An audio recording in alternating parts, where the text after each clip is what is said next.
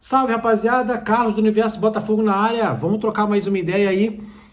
Ideia sobre o final do ano de 2025 do Botafogo e o que prever para o começo de 2026. Acho que esse é um videozinho extremamente importante nesse momento. Por quê, Carlos? Porque esportivamente falando, o ano do Botafogo foi uma calamidade, né? Ai, mas na época dos amadores... Gente, vamos combinar uma coisa aqui entre a gente, tá? O Botafogo não é mais associativo. Então, qualquer comparativo com a época do associativo é burra.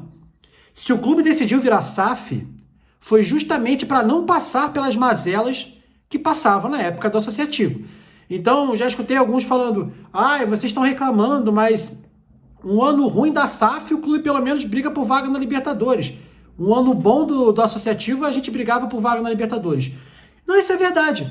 Só que justamente por essa realidade horrorosa que era do associativo, é que a gente virou SAF, para a gente mudar de realidade. Então eu entendo que é muito burra essa analogia ou essa comparação a partir do momento que o Botafogo virou SAF, justamente para ter uma realidade diferente daquela que tinha como clube associativo. Bom, dito tudo isso, o ano de 2025 do Botafogo é um pavor do ponto de vista administrativo, societário, gerencial e esportivo. Tudo falhou, né? E por que tudo falhou? Tudo falhou, a gente já falou aqui 300 vezes, porque o dono do Botafogo achou que dava para tocar o Botafogo em... Como é que eu posso dizer? Piloto automático, né? Depois dos títulos, em banho-maria. E o futebol cobra, essa conta chegou rápido e caro para o Botafogo. O Botafogo teve um ano pavoroso. Um ano em que a gente está se matando para tentar chegar em G4, né? E ainda acho difícil, com o futebol que tem apresentado, com todos os problemas de montagem de elenco que a gente tem, né? Olhar o último jogo, tinham 13 desfalques. Tinha, e daí você olha o banco, não tinha nem jogador. O Botafogo teve que recorrer para sub-20, que nunca tinha jogado no profissional. Temos um técnico que claramente não é técnico ainda, está aprendendo a ser técnico, dirigindo o atual campeão brasileiro da Libertadores. Isso para mim eu não vou nem falar a palavra que eu acho, porque... Enfim, né? A gente tem um canal e tem que ter responsabilidade aqui. Mas no mínimo, uma irresponsabilidade sem tamanho, mais uma colecionada pelo seu John Textor no ano de 2025, né? O ano que o Botafogo não planejou, claramente o Textor tocou o ano do Botafogo no vamos levar do jeito que dá. O importante é o Lyon. Só que ele foi chutado do Lyon. Então ele ficou sem o Lyon, e aí o Botafogo ele tinha levado do jeito que dava. O resultado em campo também é do jeito que dá. Ou seja, não tem resultado. Botafogo foi eliminado no Carioca, na Supercopa, na Recopa, no Mundial, na Copa do Brasil, na Libertadores e sem título no Campeonato Brasileiro. 7 títulos a gente disputou, 7 vezes o Botafogo falhou esse ano. Para quem acha que isso é normal, para quem acha que é melhor porque o associativo era diferente, volto àquele começo do vídeo aqui, esquece essa comparação. A comparação tem que ser do próprio Botafogo SAF com o Botafogo SAF. Esse me lembra o ano de 2022, né? Parece que a gente está na estaca zero da SAF. Planejamento horroroso de elenco, planejamento esportivo que não existe, qualquer coisa que vier é lucro. Lembrando, se o Botafogo não se classificar para a Libertadores, também está fora da Copa do Brasil ano que vem. E aí todo o desleixo com que foi tratado o clube em 2025 vai desaguar também em 2026. Final do ano de 2025 do Botafogo, que a gente tinha 2 jogos atrasados agora contra Mirassol e Grêmio, nenhuma vitória. Um jogo a gente abriu 3-0, conseguiu tomar um empate. O outro jogo a gente ganhava até os 43 do segundo tempo. Quando um jogador, que é o Matheus Martins, que não deveria sequer continuar no Botafogo há algum tempo já deveria ter sido negociado, jogou os 90 minutos praticamente aí, entregando o resultado. Errou tudo que tentou, perdeu 2 gols feitos, errava na recomposição, errava absolutamente tudo que pode e o que não pode, né? Então, o treinador do Botafogo, que tem sérias dificuldades para fazer leitura, para mexer no time, deixou o pior jogador em campo o jogo inteiro, o jogador que já tinha comprometido ofensivamente, botou a mão na bola. Eu acho que não foi pênalti, mas a bola bateu na mão dele. Coisa de peladeiro, né? Você tá na barreira, o cara vem cobrar a falta, você pula, vira de costas, parece uma criança com medo da bola. Não foi só ele, o Arthur também. Arthur é outro jogador que não deveria sequer ter sido contratado. Imagina continuar o ano inteiro no clube. Deveria ter saído junto com o Juan Cruz e Elias Manuel. Continuou e continua sendo danoso porque toma a vaga de alguém que poderia estar jogando melhor. É um jogador que em campo entrega insistentemente a bola para o adversário de maneira errada. não conclui numa jogada, não corre, não dribla, não chuta, inútil. Se é para definir, Matheus Martins e Arthur são inúteis em campo. E o Botafogo joga com os dois ao mesmo tempo, vários jogos. O David tinha poucas opções, é verdade, mas o Ponte poderia ter entrado pela direita no lugar do Arthur já no intervalo. O Ponte tem um bom cacuete ofensivo e é um lateral, ajudaria na marcação, a gente já estava na frente do placar, né? Assim como pela esquerda, eu acho que ele poderia ter botado o Marçal ali como lateral, empurrado o Cuiabano para jogar de ponta. O Botafogo teria ficado mais forte na marcação, principalmente no momento final do jogo. Dificilmente teríamos tomado o gol idiota que tomamos. Entregamos mais uma vitória. Como tem sido característico do David Ancelotti, né? Se os outros treinadores fazem um movimento que muda um pouco a estrutura do jogo, ele não consegue acompanhar, ele é engolido, o time do Botafogo se perde. O Botafogo perdeu inúmeros jogos esse ano com ele assim já, ou empatou. Perdeu inúmeros pontos, perdeu classificações da Copa do Brasil e da Libertadores. Mas, para o nosso chairman, para o nosso CEO, ou como gostam alguns de chamar, para o boss, aparentemente está tudo bem. Ele segue apostando num estagiário para comandar o atual campeão da Libertadores e do Brasil. Título que a gente vai carregar só até dezembro. Já vamos perder ali os 2 títulos na Libertadores e a gente já está eliminado. O brasileiro não tem chance. Então, vamos carregar aí apenas um ano os distintivos, os brasões, vamos dizer, né, os pets bonitos que são de campeão, porque o nosso dono do clube achou que dava para levar isso aqui igual o Futebol Manager, né, igual o FIFA Soccer. 2025 foi pro buraco, na minha opinião. O Botafogo vai ter dificuldades até de se manter no G6. A sorte do Botafogo é que quem concorre com ele é tão ruim quanto, foi tão mal montado quanto, é tão mal planejado quanto, que é de São Paulo. Se botar até o próprio Fluminense, né? Enfim, são times muito ruins também. Essa é a sorte do Botafogo. O ano do Botafogo é cansativo. Eu tô bem de saco cheio, para ser sincero, assim. Cansa falar do Botafogo, são as mesmas coisas, só tem problema. A gente não tem nada de positivo para falar. É bizarro. O Botafogo não tem uma vírgula de positivo. E aí, 2025, para mim, como eu falei, é rezar para ficar no G6. E tem que ter sorte com o esboço de técnico que a gente tem. E com o elenco completamente mal montado que a gente tem. Ofensivamente, o Botafogo é um desastre no elenco. Defensivamente, até manteve uma certa coerência. Mas os volantes já perderam muita força ali com a saída do Gregory. Marlon Freitas joga exposto como não jogava com o Gregory, e daí a sua ineficiência, ineficácia e preguiça na marcação ficam muito evidentes. Ele está sendo muito exposto. O Danilo já se machucou, provavelmente volta lá pelo final do ano, enfim, se é que vai ficar aqui também ano que vem. Savarino deixou o futebol dele em 2024, o Arthur não é jogador de futebol, o Matheus Martins não é jogador de futebol. Quem que sobra é o Montoro, coitado, e o Santi. O Santi volta até na próxima rodada. Santi é uma contratação ok, o Montoro é uma excelente contratação. São jogadores fisicamente frágeis, então não é tão simples equalizar eles em campo, mas enfim, é uma das poucas, raríssimas, boas notícias que nós temos aí. Em 2025, acho que o Cadiro Panamá, que entrou no último jogo, em 5 minutos em campo, mostrou mais rapidez, inteligência, tática e disposição do que o Arthur Cabral mostrou em 40 jogos aí. 25 jogos, enfim, 40 foi jeito de falar. Mas o Arthur Cabral fez um gol outro. Fez, gente, ele é camisa 9, né? Se ele não faz um gol a cada 10 jogos também, se enterra, né? Tuco Correia, jogadores que não deveriam estar aqui, né? Foram contratados pelo nome, não jogaram nada, que saiam. Então, minha projeção para o final de 2025 é que o Botafogo vai continuar jogando mal, sofrendo para ter resultados medíocres e tem que rezar para ficar em pelo menos 6º colocado. Não dá para esperar muita coisa além disso com esse elenco horroroso e com o estagiário como técnico. Carlos, o que você faria para o ano que vem para melhorar? Primeira coisa, o Textor precisa resolver esse problema societário dele.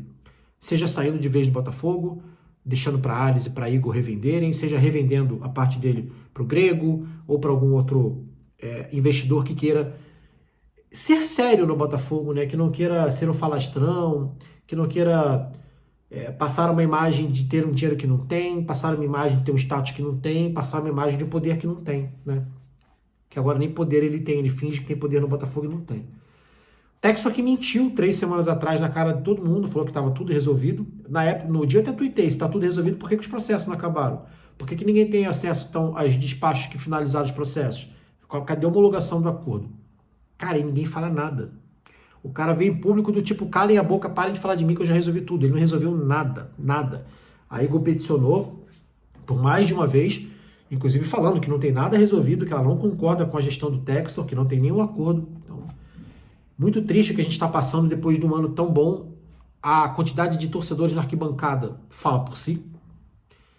A revolta que a gente vê da torcida do Botafogo, tanto no estádio quanto fora, né, quanto na internet, fala por si, né? Então, o que eu faria para o ano que vem? Bom, começaria com uma comissão técnica de verdade, séria e com status de vencedora, né? Com mentalidade vencedora, com capacidade de vencer.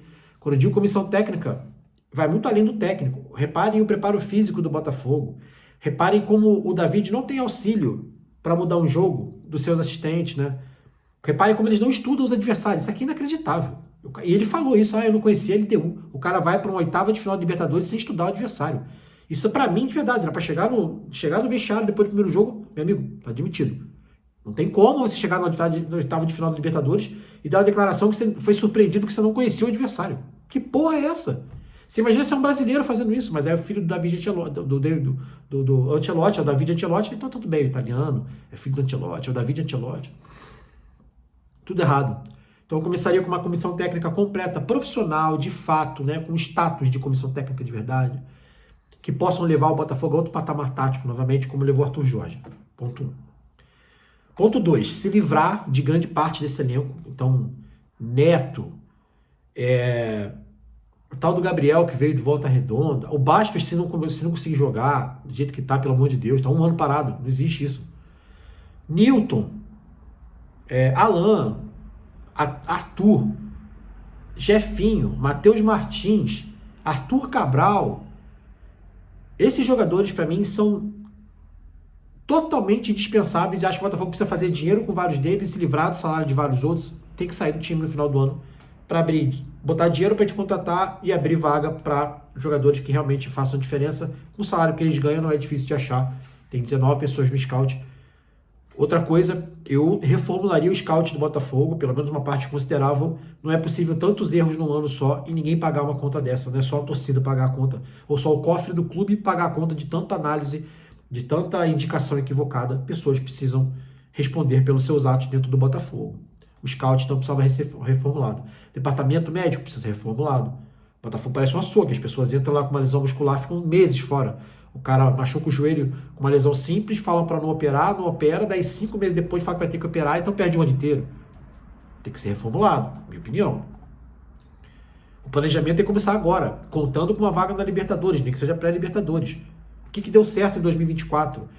Ofensivamente, jogadores que gostam de decidir jogos, pontas agudos que partem para cima do adversário, pontas com porte físico bom, altos, fortes, rápidos, que gostem do mano a mano, que gostem de invadir a área adversária, que não tenham medo de finalizar. Tudo que a gente não tem. Jefinho não chuta, Arthur não chuta, quando chuta é um pavor. Matheus Martins não chuta, quando chuta é um pavor. Né? Para centroavante, o Botafogo não pode sair de Igor Jesus para Arthur Cabral. Cara. Não é só a queda de nível técnico. É a mesma coisa que a gente saiu de Luiz Henrique para Arthur. Não é possível que alguém analisou isso e falou, vai dar certo. Porra, olha as características dos jogadores. E tem opção. O Kadir, como eu falei, entrou e se mostrou em 5 minutos um jogador útil. E assim, fisicamente, o cara é perto do que a gente precisa, é perto do que o Luiz Henrique apresentava, do que o Jesus apresentava. Então é um jogador que vai merecer um espaço ano que vem, por exemplo. Acho que ele tem um centroavante de linha, top de linha, né? Um cara nível A e que tem mobilidade. E tem vários no mercado. O Arthur Cabral, você consegue vender ele de novo, nem que seja para o mundo árabe. Pegar esse dinheiro que você investiu nele, o salário dele que é astronômico, você traz alguém com nível muito acima do dele, mas muito acima. Né? Arthur é um jogador que é caro, Botafogo. Ainda tem mercado na Europa, lá na Rússia de novo, na Arábia. Vende essa íngua. Matheus Martins é a mesma coisa. Jefinho é a mesma coisa. Newton tem mercado. O Newton, para mim, é um jogador do nível Sport Recife. Vitória da Bahia. Tá titular do Botafogo, gente. Pô. O planejamento tem que começar agora. Olhar o tipo de jogador que você quer, mapear as posições de verdade, contratar já em dezembro, para em janeiro tá todo mundo treinando. Ou quase todo mundo. Lateral ponta esquerda, ponta direita, centroavante, primeiro volante. A gente precisa desses jogadores. O Vitinho, se esse rapaz não aprender a atacar, muito obrigado. Lateral não tem como ficar com lateral que só marca. Que o cara. E o Vitinho tá prejudicando o Botafogo no ataque. Literalmente, ele está prejudicando. Ele perde um gol atrás do outro, ele mata uma jogada atrás da outra. Então, se o jogador não evoluir, você tem que passar para frente e contrate alguém que tenha poder, né, ou possibilidade de evoluir. O Pout é um jogador que me parece muito mais apto a evoluir que o Vitinho, sendo bem sincero. Porque é muito mais fácil você ensinar alguém a marcar do que a atacar. Atacar é muito mais talento e feeling do que marcar. Marcar é mais mecânico. Pô, lateral esquerda, com todo o respeito que eu tenho pelo Alex Telles, o cara parece um jogador. Fisicamente ele tá morto sempre. Ele joga 60 minutos se arrastando, ele toma um baile de qualquer jogador com um pouco mais de velocidade. Então tem que ir atrás de um lateral, que tem as características próximas do Cuiabano, porque o Cuiabano não é nosso mais. Está emprestado até dezembro. O Cuiabano, quando entra, decide jogos do Botafogo, incrível. É o nosso jogador ofensivo mais agudo, é o lateral esquerdo. Tem que planejar desde agora, estamos em outubro praticamente.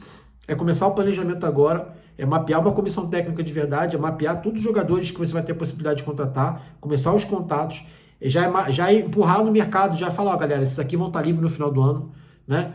Já fazer o pré-mercado e a pré-venda e pré-compra desde novembro. É mapear, é planejar o ano. É botar meta, no que vem a gente tem que ganhar pelo menos uma das 3 taças. Seja Libertadores, Brasileiro ou Copa do Brasil. É tentar ganhar uma das 3 e contratar para que ganhe. Né? É voltar a ter um time decente. Voltar a ter um time fisicamente apto, é voltar a ter uma comissão técnica que ganhe jogo. É voltar a ter preparo físico que ganhe jogo. É voltar a ter jogador que decida jogo. Tudo que a gente perdeu em 2025. Beleza, galera? Ano desanimador. Eu tô bem desanimado esse ano, tô bem chateado. Tô bem irritado também. Cada jogo me irrita demais. A gente tem uma nulidade como treinador.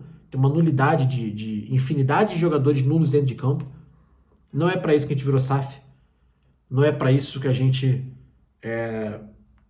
vendeu o futebol do clube para a mão de profissionais. É para a gente ter uma profissionalização da área e não para parecer que a gente está em 2020 na mão de manto de amador, na mão de técnico amador, de jogador que parece amador em campo, né, e de dirigente que parece amador. Beleza, galera? Um grande abraço. Até a próxima.